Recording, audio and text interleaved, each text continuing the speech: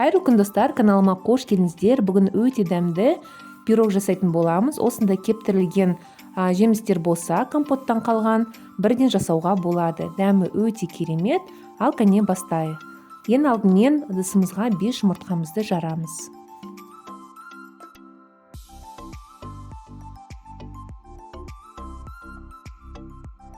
Содан соң үстіне 1 стақандай қантымызды саламыз да, кішкене шым-шым тұз саламыз. Миксердің көмегімен жақсылап ағартып осылай араластырамыз. Неғұрлым көбірек араластырсаңыз, соғұрлым пирогтарыңыз жақсы көтеріліп, жұмсақ болады.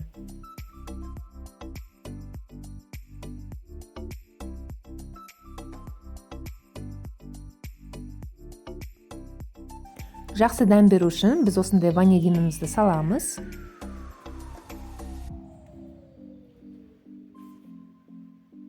Содан кейін үстіне ұнымызды осылай елеп саламыз. Миксердің көмегімен тағы да араластырып, жақсылап. Ұнымызды біртіндеп саламыз. Әрі қарай массамыз басылып қалмас үшін біз қасықтың көмегімен жайлап араластыратын боламыз. Сонда пирогымыз жақсылап көтерілетін болады.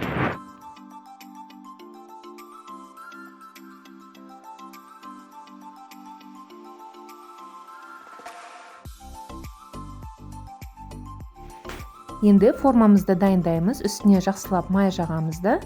Массамыздың жартысын осы формамызға құятын боламыз.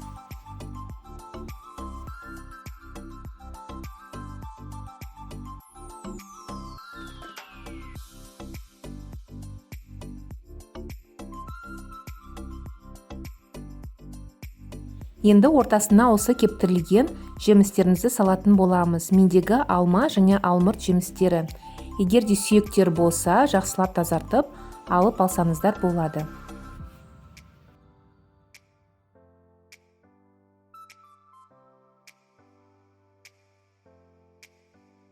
Ең соңында үстіне қалған массамызды жақсылап құйып, формамызға 180 градуста 30 минутқа қоятын боламыз.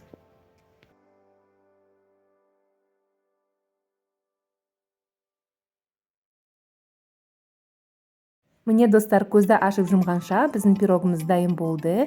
Өте жақсы көтеріліп, шайға керемет дәмді болып шықты. Міндетті түрде отбасыңызға дайындап көріңіз. Егер де ұнаса, каналыма жазылып, пікірлеріңізді қалдырып кетіңіздер. Сіздермен болған айым, қош сау болыңыздар, ас болсын.